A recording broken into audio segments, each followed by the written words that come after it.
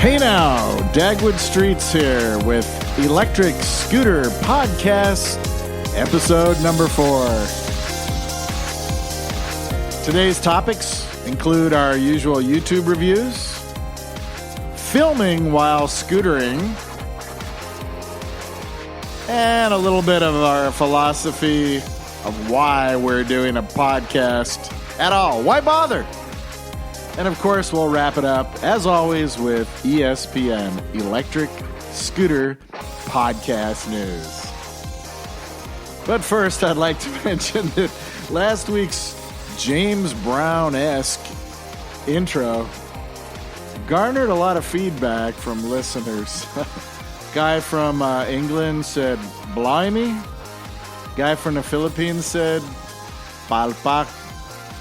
Ayoko."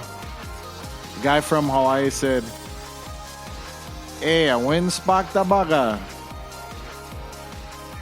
Guy from South Africa said, "Always parked at a robot and on me radio." Well, I can. The rest is undecipherable. Robot?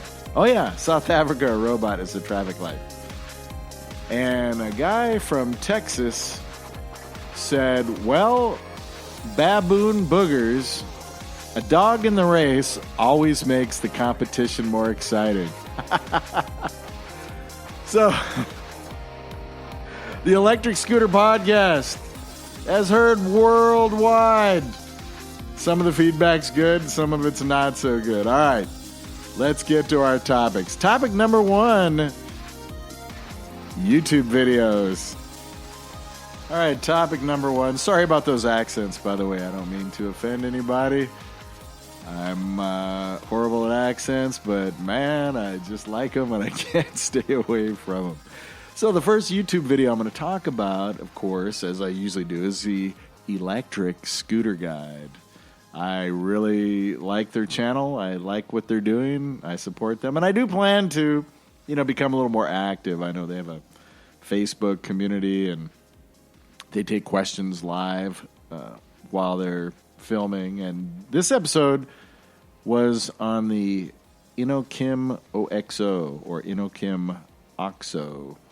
And they did the same multimedia where they pop up a laptop and take questions live. They have super viewers that can pay money that apparently they interject immediately. So maybe I'll do something like that next time and get ESP name out there a little bit. We'll talk a little bit later on in the podcast as to why a podcast, why I think this is just a great and fun thing to do, and a little bit about the philosophy. But as I was saying, ESG, the Electric Scooter Guide, if you are going to buy an electric scooter, you really need to check their webpage first. You really need to compare prices, speed, features, and I would watch the YouTube videos too on the specific vehicle that you have chosen, after you've done your research and narrowed it down. And one of the things we're going to be talking about in a future podcast is at what level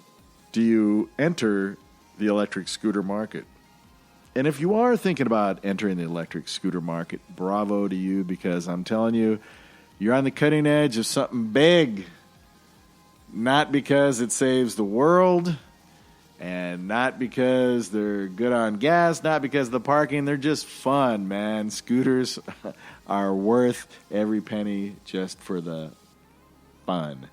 But it is important that you get the scooter that's right for you because there are so many use cases.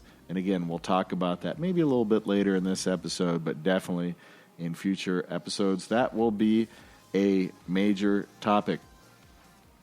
So the Inokim OXO is about the price range with the Wolf Warrior, which I own, but it's seems to be a little bit more of an in-between commuter and off-road, whereas for me, the Wolf Warrior with knobby tires is dedicated to off-road.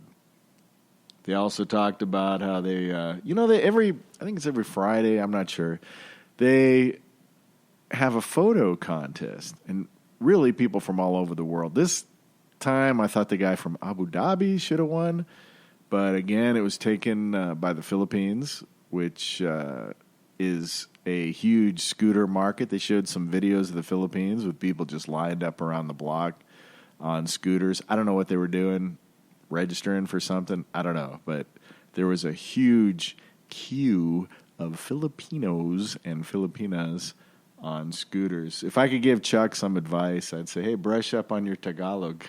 At one point, I think he said he'd been to the Philippines, but he said a couple things. He said, mabuhay ang Pilipinas, which, Chuck, it's mabuhay ang Pilipinas. And the winner of the photo contest was from Mandaluyong.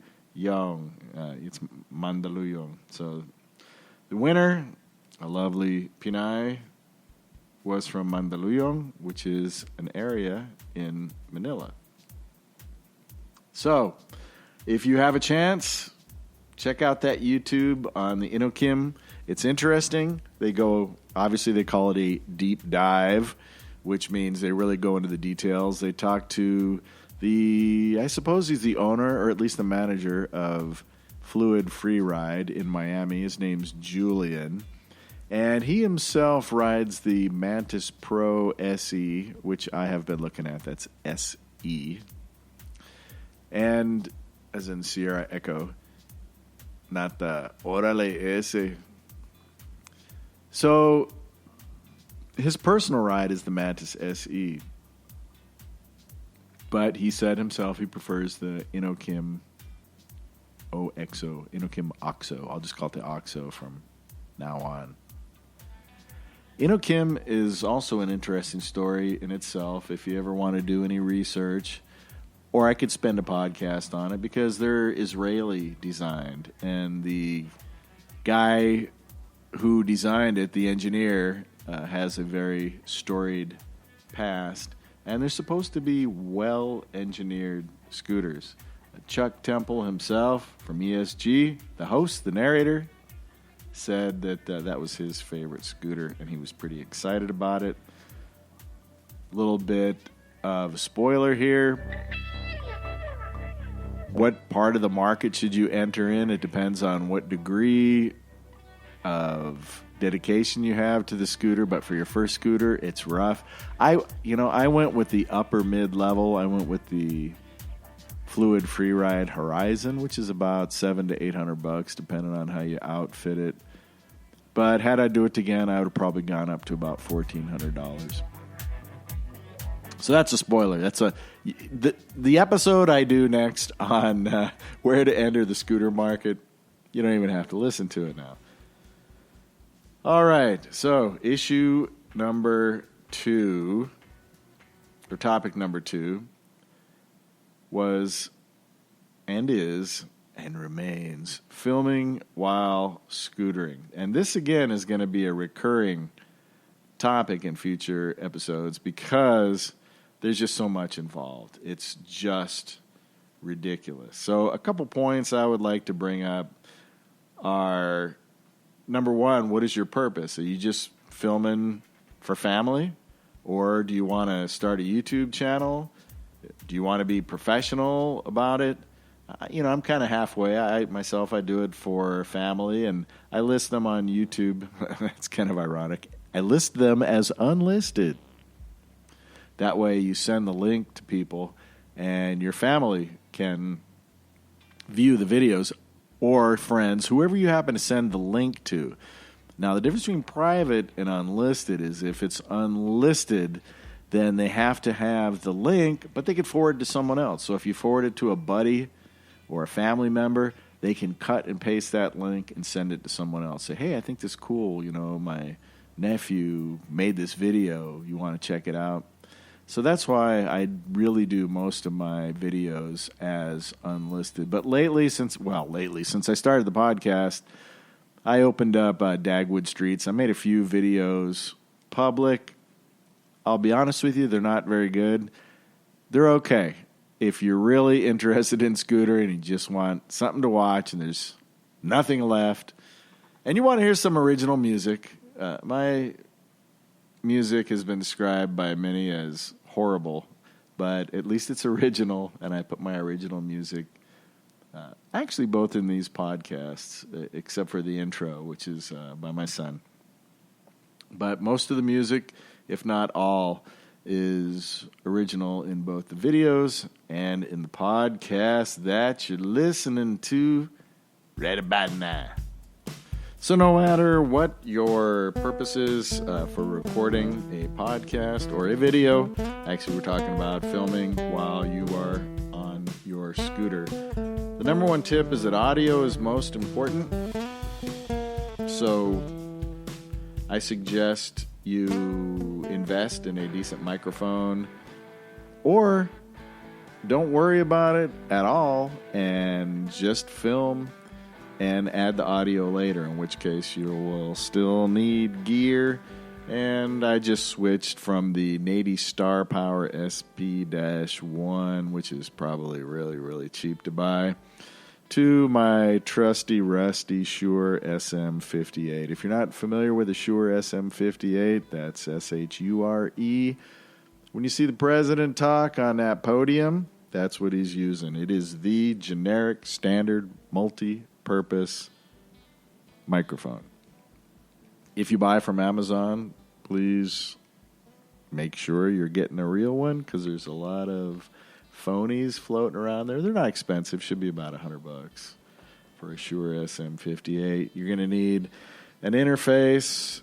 I use an Alesis Multimix 4, which has USB, which connects to your computer, and connect your microphone into your Alesis. Or I also have an M Audio. There's 3 or 4 that you can buy, and they're all simple to use and easy. And then you just go into your sound settings for your computer and make sure it's set up for USB codec or whatever it happens to say as it pops up there, and boom, there you got your audio. That, of course, is if you are overdubbing the narration after you do your filming. After you pop off your scooter, pull out the SD card from your camera, hook it up to your computer, download the video. I use iMovie because I have Mac, but there are a lot of free software programs available for PC. Now, if you want to narrate as you are riding, it gets a little more complicated. I use a Rode, R-O-D-E mic, about $40. There's another company called Movo that has very similar products. And the reason I say it's a little more complicated is you're going to have an adapter coming out of your camera in order to record the audio to your microphone. There are 2 different types of inputs. It's a little confusing. You have to find out whether your camera is TRS or TRRS. The TRS will look like it has 2 little black bands on it, and the TRRS will have 3 black bands on it. So just double check that. It can be frustrating. It was frustrating for me figuring that out and trying different types of adapters. And then you have the issue of, are you going to mount the camera on your handlebars, on your helmet, on your chest? Or my plan is to buy a 360 camera. I'm going to get the Insta360 1X2. Hate having all those letters and number combinations, but somehow I still remember the name of it. But if you're going to mount to your handlebars, you better have some really good stabilization, some type of gimbal. In fact, for me, I've just decided I am not going to mount to my handlebar. I just pretty much gave up on it. I'm going to put a little GoPro maybe down by the back wheel. I've been experimenting between motorcycles and scooters.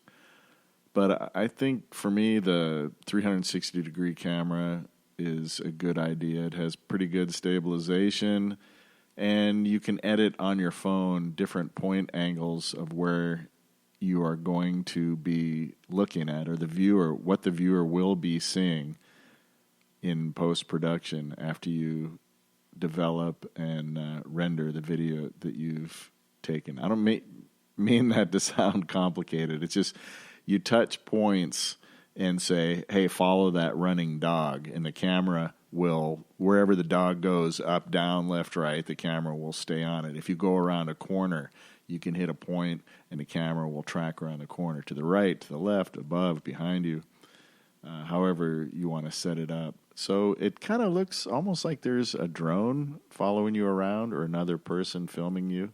It comes with a selfie stick if you buy it in a kit, or you can buy the selfie stick separate for about $20. And it stitches out the selfie stick. So what you'll see is your hand extended, like as if there was a stick there, but you don't see the stick and you don't see the camera. So that's a pretty neat setup. I'll be reporting on that later after I lay my money down and use it for a while. For right now, I just have a little GoPro. Of course, the phone is always a good option. I have the iPhone 11 Pro Max, and then I have a DJI Osmo Pocket Gimbal, and that works for a lot of things really, really great. The problem is if it's going to be in the wind and you're going fast, the wind can kick up the lens. And it's a little bit fragile. It's a lot of working pieces moving around because it is a gimbal. But it does take great pictures, wonderful stuff in 4K. And it takes even pretty good photographs. It's an amazing thing if you're on vacation and traveling, just to keep in your pocket and pull out. For action camera, strap into your helmet, it's passable. I have used it. I have made videos with it, but I don't recommend it, which is why I'm going to go ahead and spring for the Insta360 X2. And again, I will report on that as to how well that is working out. It's a lot of money to invest in the camera, and then you have to get SD cards, and you have to have a computer that's capable, and blah, blah, blah, blah. Well, the reason I do it is for years and years, I would make a Christmas video every year kind of summarizing, hey, here's what the kids did, here's what we did, here's the places we traveled to, that sort of thing. And as the years went on, it became easier to just pop it onto YouTube instead of stuffing an envelope and I'd go to the post office and I would have, on a year, I might send out maybe, 20 of them to family of friends. First it was a big VHS tape, then it would be a DVD, then a thumb drive, and now I put it on YouTube and I just have it as selected as unlisted. So if you wanted to do that, that would be a simple way to film yourself on your scooter, learn a new skill, develop some new and interesting knowledge and habits, and there you go. Bob's your uncle. Topic number 3, why podcast? Well, first off, I want to say, and I kind of want to say this at the beginning of every podcast, is we are specifically not monetized. We don't have any advertisers lined up. We have no stake in creating this podcast other than just for fun as a hobby. There wasn't one out there, so we figured we'd make one. Therefore, everything you're going to hear is going to be absolutely unbiased. So, why a podcast? Well, there wasn't one. It's a lot simpler than YouTube. YouTube, you're going to get into this, how does the person look? What is their personality? There's so much competition. So I just do throw YouTube videos up there just for fun every once in a while, or to get my music out, or just to show some pictures of scootering or whatever. Also, podcasting is kind of closer to my heart. I used to travel. Well, I still do travel quite a bit. And there's something, I don't know, anchoring about being overseas. You're so far from home, India, Philippines, Thailand, wherever. You got a rental car. Or in my case, sometimes I bought a vehicle in the different places I've lived. And I would just sell it when I left. It depended on what the rules were on getting a driver's license and that kind of thing. To be able to listen to a podcast from home when you're surrounded by everybody speaking a foreign language.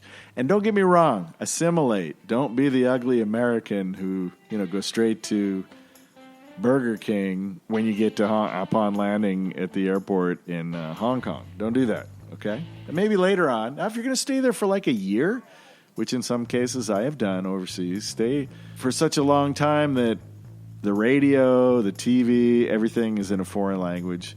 It's nice to be driving in a car, and I distinctly remember this, and listening to car talk. Remember the guys on NPR, Click and Clack? They called themselves the Tappet Brothers. Back then, I would download them to my iPod. Then I'd plug my iPod into my cassette player because it had a little jack, and I could listen to podcasts. That was, when did I start doing that? Around 2004, maybe, I started listening to podcasts. I'm not sure if I got my timing right.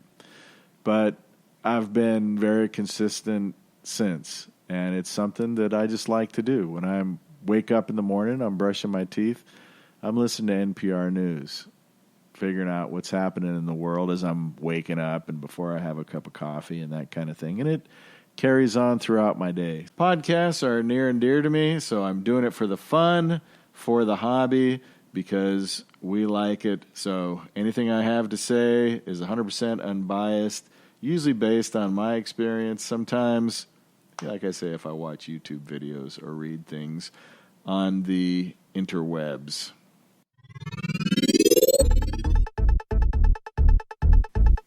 Now it's time for Electric Scooter Podcast News, ESPN.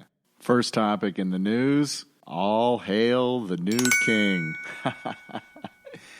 If you watch the Electric Scooter Guide recent YouTube video about the Inokim OXO, you'll notice that they made frequent comparisons to the Wolf Warrior.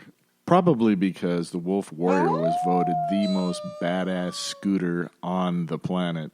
Front end is like a motorcycle, pretty much, with hydraulic suspension, and instead of a single stem, it has like a dual stem, kind of like motorcycles. Now, Kaabo, which is a company out of Ningbo, China. I have a buddy who went there once, and he said Ningbo was pretty awesome. I mean, it's near the ocean. I think it's a port city, and they got a lot of heavy industry there. But he said the food was good. He had a good time. He enjoyed it. I watched a video on YouTube that was all in Russian, so I couldn't understand any of it. But a guy is walking through the factory and just inspecting the different units as they're going through their production process.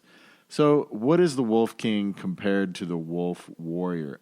From what I can tell, it hasn't been released yet, it is the same as the Wolf Warrior 11 that I own. It just has an upgraded motor, a upgraded controller, and a larger or more powerful battery. For me, it really is that front end that makes the huge difference instead of that little bit of wobble or feeling you're going to get from a single stem or steering column, that your handlebars are attached to. Just by having those two stems out in front of you, you feel solid, you feel grounded. It seems just sturdy and dependable. You're also pretty far off the ground. It's has 11-inch tires. There is a 10-inch version. I think it's called the Wolf X. But if you get the 11, has 11-inch tires, good clearance when you're cruising off-road, And the big thing for me that struck me when I saw the Wolf King is it's available in gold. Not the metal gold, but the color gold. And it looks cool. Now, they do have a blacked out version that you could get. And if you want to be a little more inconspicuous, I don't know how inconspicuous you're going to be on a scooter going 50 miles an hour. But my theory is always that it's not good to match the color of the pavement. If a driver is looking out the corner of their eye and you're the same color as the pavement, you just kind of fade into the background. They're more likely to switch lanes on you or hit you. But if you have something that's gold or yellow or red or any kind of neon color, aside from looking better and standing out in the crowd, it is a safety issue also. You want to be visible to other drivers. I don't have buyer's remorse. Having purchased the Wolf Warrior, I'm very happy with it so far. And I don't know the difference in price. Certainly for that gold color, larger battery with more capacity, and the extended range that comes with it, it's going to be a premium. It's going to cost more. But wow, it just really looks cool. How could you order that scooter and not get the gold? Everything is murdered out these days. Everything is black. We talked in an earlier podcast about how all the black scooters we have, we've tried to festoon or adorn or decorate them somehow to make them stand out from the crowd, because a black scooter just gets dirty fast and shows the dirt. So, in summary, the Wolf King from Kaabo, Kaabo, coming soon. Our next topic on ESPN is commercials. I saw a couple commercials for scooters. One of them was from Voro Motors, and I noticed that they are definitely getting better. They just flashier, cooler, more appealing. I know that's not a huge news item, but it's something that I noticed and I thought I'd mention. This news out of England, January 19th of 2021, it remains illegal to use a privately owned e-scooter on public roads, cycle lanes, or pavement. The risk is a 300-pound fine, 6 penalty points on your driver's license, and if you don't have insurance, which who has insurance for their scooters? Nobody I know. There's an additional fine for that. They do make a little bit of an exception for rentals, but you have to stay below 15.5 miles per hour. And a judge said basically you have to follow the rules of a bus while on public roads. That was the quote from the Metropolitan Chief Superintendent, kind of a falutin name for a guy who makes rules for scooters. So I don't know how they're going to follow the rules and same guidelines as buses.